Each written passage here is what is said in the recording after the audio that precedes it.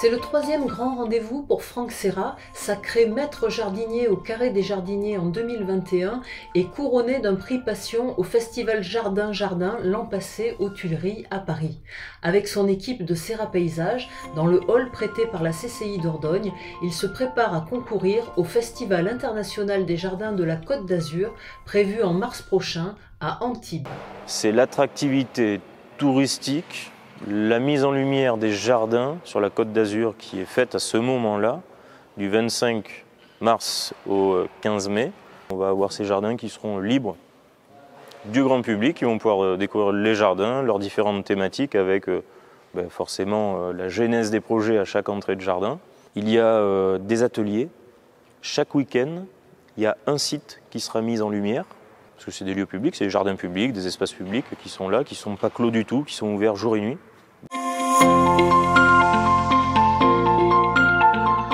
C'est du rayonnement aussi de notre territoire. Je suis attaché profondément au Périgord et ça, c'est pas nouveau depuis gamin, mais elle s'est renforcée avec le concours du Carré des Jardiniers où on a fait rayonner le Périgord à l'échelle nationale. Et là, cette fois-ci, on n'y va pas pour remporter un prix.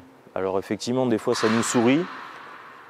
Certes, on concourt, on n'y va pas pour perdre, mais à la fois, ce n'est pas l'intention de gagner, c'est l'intention, on a déjà gagné à y aller. On a déjà gagné à y aller parce que nos jeunes qu'on forme ici, ou nos collaborateurs qu'on implique, déjà, pour moi, c'est une victoire. C'est une victoire parce que ça mobilise les troupes, ça donne les conditions de l'attractivité pour l'entreprise. On parle souvent aujourd'hui de problèmes de recrutement. Alors je ne suis pas sur une autre planète, mais j'en ai pas forcément beaucoup de problèmes de recrutement. À partir du moment où on essaye d'impliquer, de collaborer avec nos collaborateurs, eh bien, ça se sait. Et on arrive parfois mieux à pouvoir recruter aussi. Peut-être une fois que vous y avez goûté, c'est tellement plaisant, en tout cas pour nous. Et puis c'est une aventure humaine avant tout. Qui reste agréable pour les collaborateurs. En tout cas, c'est le meilleur moyen pour nous aussi, entreprises, d'être attractifs par l'engagement et puis le rayonnement que ça permet d'avoir. Ça met en avant nos collaborateurs qui s'impliquent chaque année et toute l'année. Donc, pour moi, c'est fondamental. C'est devenu un peu une drogue de venir créer des projets qui soient différents, porteurs de messages. C'est porteurs de messages et puis aussi collaboratifs, quoi. Quand vous voyez les équipes qui changent à chaque fois, ça change, c'est des différentes équipes. Mais c'est ça, c'est de faire tourner l'énergie, de former. Vous voyez Hugo qui est avec nous aujourd'hui, il sera présent sur place. Hugo, on lui laisse une responsabilité majeure pour ce jardin. C'est qu'il puisse être là à la manœuvre sur tout ce qui est côte. On a fait un travail de plus d'une semaine. C'est de lui laisser la possibilité et la responsabilité de lui dire « Hugo, c'est toi le référent des mesures précises ». C'est un point phare de la préparation, c'est un point clé et fondamental. C'est Hugo, notre apprenti en BTS, on lui laisse cette responsabilité-là. Et c'est pas moi qui vais le contrecarrer, ni ses collègues.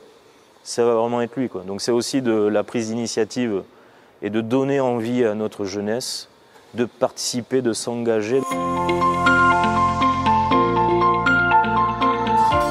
Le cahier des charges pour le concours, c'est une surface, 16,50 m par 12,50 m, une thématique, perspective surprenante, un temps d'installation réduit à 5 jours lors du montage préalable avant l'ouverture, un passage du jury officiel, une mise à disposition du jardin pendant un peu plus de 2 mois. Et puis c'est de s'exprimer, c'est de laisser le jardinier et les jardiniers de s'exprimer au travers d'une création et 2 mots, perspective surprenante. Il y a plusieurs perspectives. Là, en l'occurrence, dans ce jardin, on active la perspective de l'espoir, la perspective aussi du déboire aussi que l'humain peut avoir avec la nature.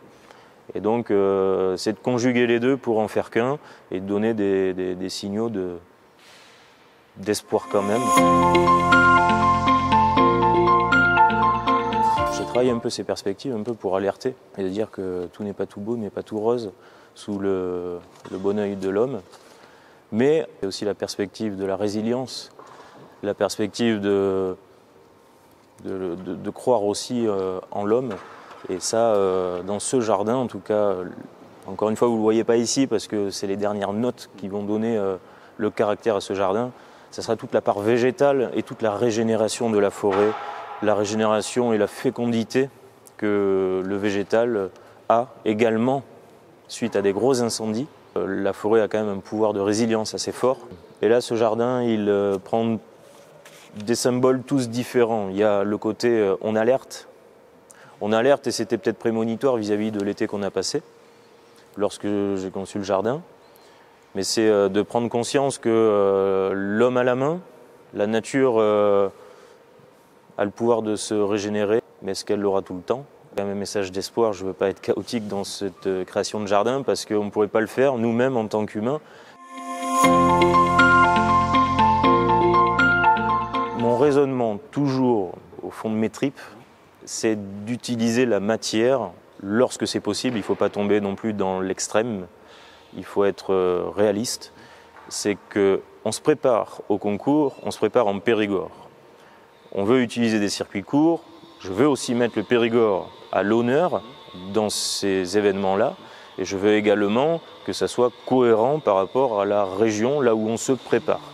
Donc on se prépare en Périgord, on a des matières de châtaigniers, c'est les châtaigniers périgourdins, de chez nous, dans un territoire à 40 km, quoi, la matière première, et elle est transformée, mise en œuvre et préparée ici, palettisée pour être installée sur place là-bas, et tout ce qui pourra être, je dirais, issu du territoire méditerranéen, qui ne demande pas une préparation particulière comme là on est obligé de préparer en amont, parce qu'on ne pourrait pas arriver la fleur au fusil sur place. Tout ce qui pourrait arriver de là-bas, tout ce qui est la part végétale, tout ce qui est la part des agrégats, enfin, tout ce qui vient de matière du coin, tout ce qui est les épines, il y aura des épines et des aiguilles de partout dans le jardin qui vont prendre vie, des pommes de pin, tout ça c'est des matières que je vais recycler de là-bas. C'est aussi pour donner une intention que dans notre métier, on travaille avec des matières et on peut très bien les transformer les matières. On n'est pas obligé d'avoir une matière première qui est déjà pré-réalisée, qu'on est juste à la monter sur place. Ici on part d'éléments bruts que l'on travaille, qu'on retravaille pour réussir à faire valoir la main de l'homme au travers de la création. Pourquoi on est là aussi ? On n'aurait pas le soutien, c'est pas de la pub que je veux faire pour eux, mais c'est de la reconnaissance de nos partenaires, fournisseurs qui nous suivent pour ça. Là, le bois, il m'a été donné. Il m'a été donné par mon plus gros fournisseur de bois qui m'a dit « Franck, vas-y, on te suit ». Les végétaux, c'est pareil. Depuis la nuit des temps, et des métiers comme des feuillardiers que l'on perd aujourd'hui, on dit que c'est des personnes qui vont déforester. Pour l'économie du châtaignier, on le sait très bien, on le coupe à la base, ça recèpe. C'est un cycle. C'est le vivant, c'est le monde du vivant, ils n'arrachent pas les souches. C'est pour cette raison aussi qu'on utilise cette matière-là. On est dans des circuits courts, circuits durables aussi, on peut le dire. On est au 6e jour physiquement sur place. On est sur les petites finalités, électricité, mise en lumière, les petits détails qui nous restent à régler. Il me reste 2 jours de préparation complète pour tout bien repalettiser, numéroter, que ça prenne le minimum de place et qu'on puisse être prêt au chargement. Tout l'intérêt de se préparer, c'est de préparer toutes les structures architecturales du jardin.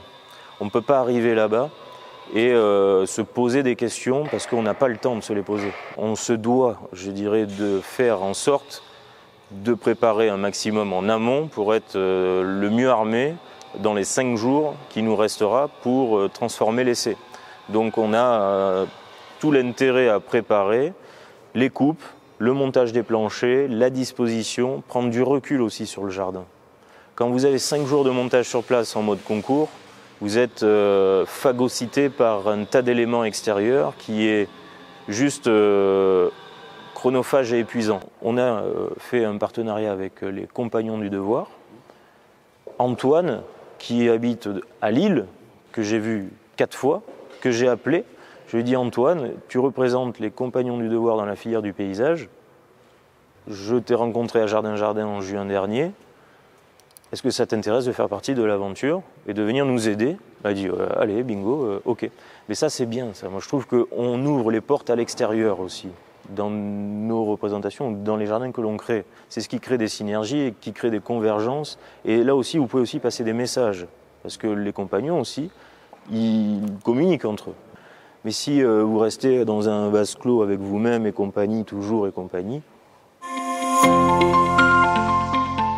prend toujours un apprenti dans notre équipe. Donc on parle le scolaire, on parle l'apprentissage, on parle ici de notre territoire encore une fois, c'est le CFA de Montbazillac qui nous permet ça aussi.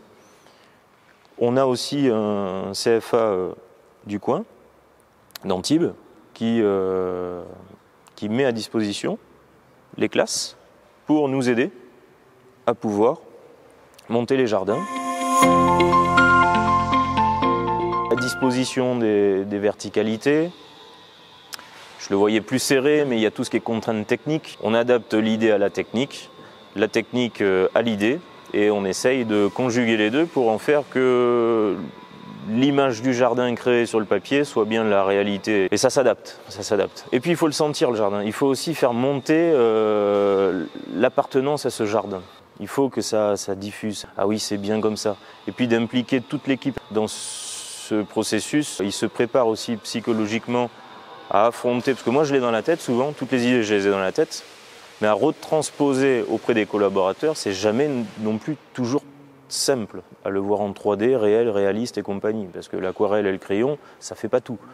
Donc là, ça permet aussi que tout le monde ait une belle projection, soit pas dans l'inconfort et soit en pleine capacité de pouvoir être au maximum le jour J, quoi. Ça ne fait qu'alimenter l'état d'esprit, bon état d'esprit, bon vivant, bien vivant, parce qu'on se connaît mieux. Et puis, parfois, il y a des collaborations qui sont faites dans les équipes qu'on n'a pas l'habitude de faire en entreprise.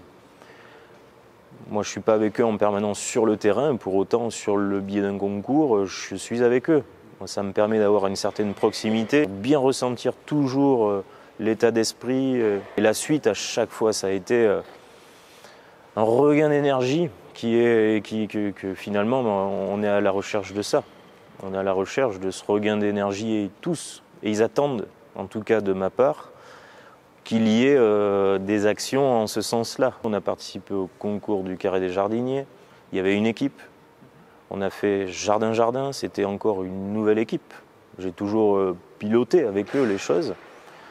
Et là, on va sur le Festival de la Côte d'Azur, il y aura une nouvelle équipe. Il y en aura 2 autres, j'en dirai pas plus cette année, en plus de celui-là, qui vont voir le jour, avec 2 autres nouvelles équipes encore. Donc voilà, on fait tourner les effectifs.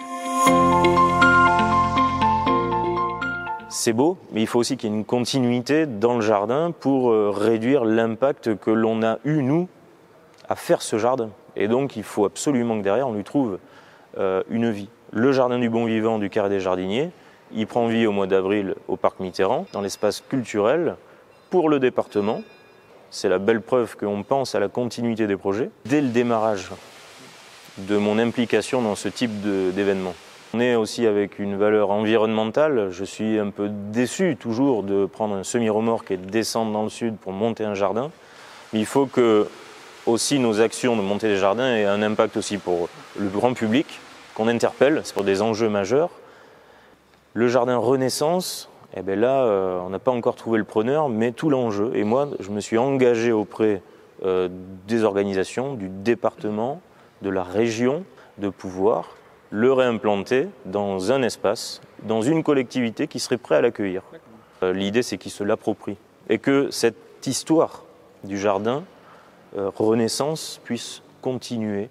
Et d'où le nom du jardin, Renaître, Renaissance aussi, c'est que ça prend tout son sens aussi par la suite. C'est pas juste pour la première phrase. Humanescence, c'était l'humain et le sens. il n'y a que du sens que si à un moment donné ça reprend vie et ça reprend sens, quoi. Plus l'enjeu est important pour l'environnement, plus forcément vous avez des opportunités de messages à faire passer. Prenez les chiffres qui sont issus de notre profession, hein, du paysage. C'est la région où il y a le plus d'entreprises du paysage. Donc c'est très paradoxal par rapport à ce que l'on pense. Et je peux vous garantir qu'il y a des pépites à l'état pur de jardin. Prenez le domaine du Rayol, créé par Gilles Clément. Vous avez une multitude de jardins créés par Jean Mus, également charismatique architecte paysagiste, qui est le président d'ailleurs du jury. Je suis l'ambassadeur, on m'a élu ambassadeur du métier du paysage, de la filière paysage au niveau national. Je suis l'ambassadeur national du métier du paysage. Ça, c'est grâce au concours qu'on a remporté du Carré des Jardiniers, qui reste un concours emblématique dans la profession et qui élit l'ambassadeur pour les 2 années qui suivent. Là, j'y vais avec la casquette de l'entreprise, Serra Paysage, mais les messages que je donne vers l'un, pour autant, c'est les mêmes dans l'autre sens. Quand vous avez un ambassadeur qui est actif, forcément, ça crée des volontés pour certains de me faire venir sur tel et tel événement. C'est appréciable parce qu'au moins on peut diluer notre message à un plus large public. Et ça, c'est tout le rôle d'un ambassadeur au final. Et donc il y a bien des cas. Au mois de juin prochain, pour l'édition Jardin, j'aurai l'honneur de parrainer les terrasses, le concours des terrasses paysagères qui va être créé. Pour la prochaine édition du Carré des Jardiniers, naturellement, on m'a permis d'arriver au jury. Je pense que c'est aussi dans la profession ce qu'on veut entendre et ce qu'on veut voir comme action. En dehors de parler, je vous parle très bien, je pense que de base je suis quelqu'un qui est dans l'action.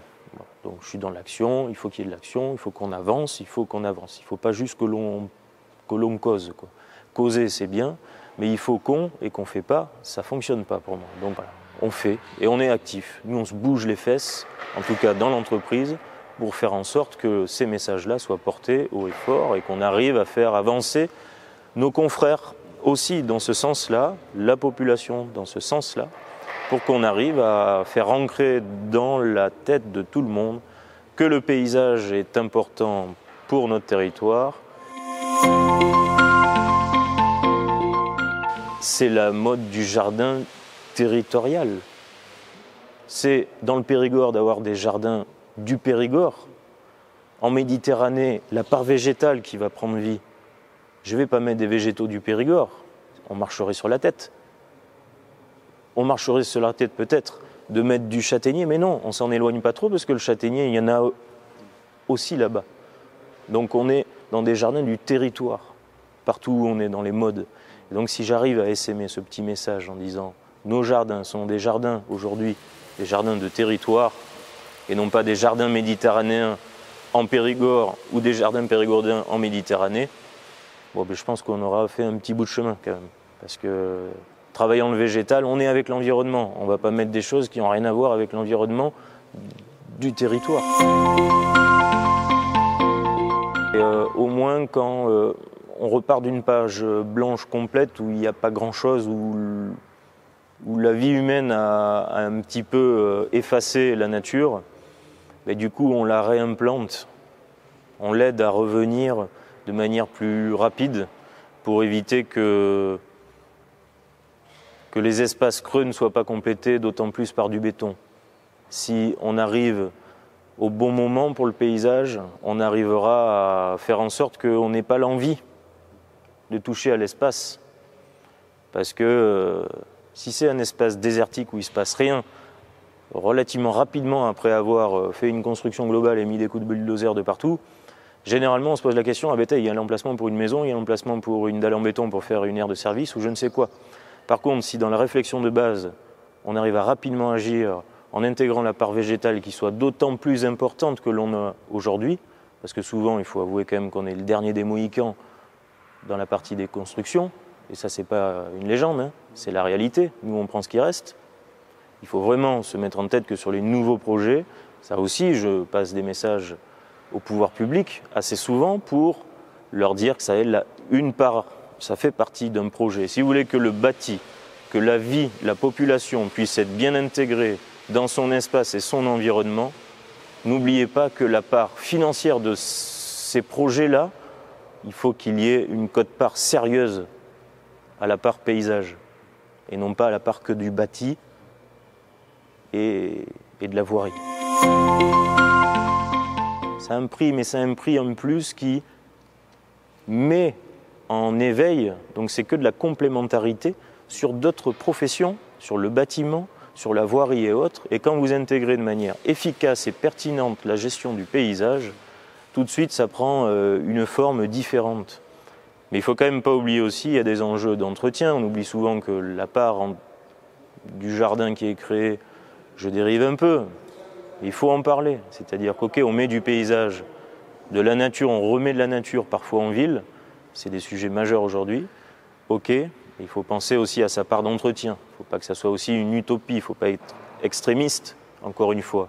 Mettre du vert pour mettre du vert. Il faut mettre du vert avec du sens, encore une fois, avec du sens, et du sens, comment ça va être géré. Quels moyens humains, parce que souvent, il y a souvent des lubies ou des volontés politiques de végétaliser ou de faire ci et ça, mais qui ne considèrent pas toutes les parties prenantes. Et les parties prenantes, c'est qui? C'est l'humain derrière. Quelle gestion on a, quelles ressources humaines on a pour venir entretenir ces espaces-là? Il faut sensibiliser aussi à ça en fonction des moyens qu'ils ont derrière. Ça ne veut pas dire qu'il ne faut pas mettre de végétal quand on n'a pas de moyens. Ça veut dire qu'on ne va pas faire les mêmes aménagements.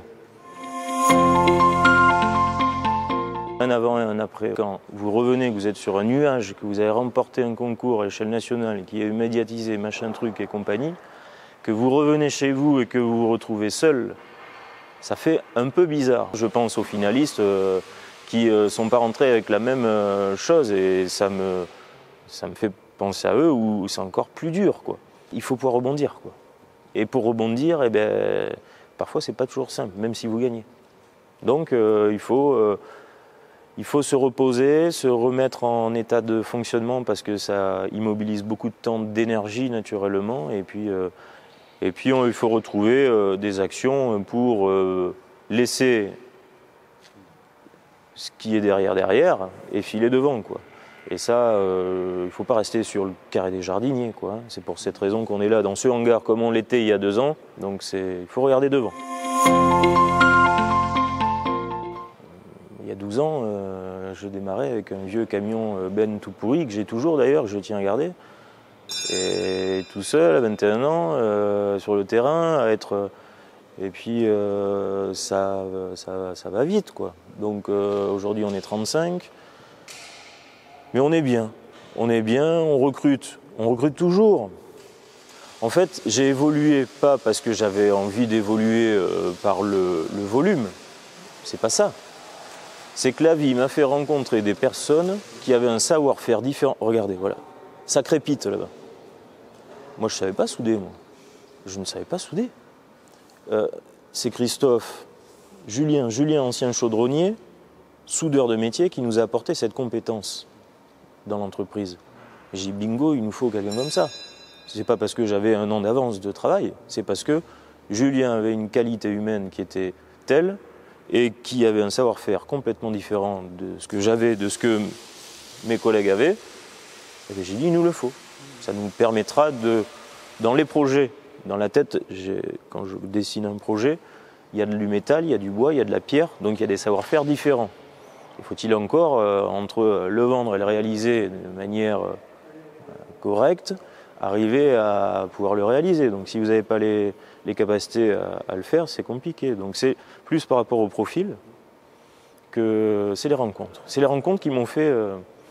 J'avais dit que là, on arrêtait d'embaucher, puis là, on va embaucher quelqu'un qui est en intérim chez nous depuis longtemps, Émilie, une jeune fille formidable, engagée, qui adore ce métier-là, qui n'est pas nécessairement issu de ce métier à la base. J'ai dit, on va te garder. Tout colle. Le bien-être, elle le trouve chez nous. La qualité humaine, elle l'a. Et puis, elle s'intègre bien aux équipes. Et je dis, mais c'est bingo, on y va. On va te garder. On va trouver du boulot en conséquence. Pas, enfin, un de plus, un de moins. Bon. Mais bon, il va falloir que j'arrête de rencontrer du monde alors.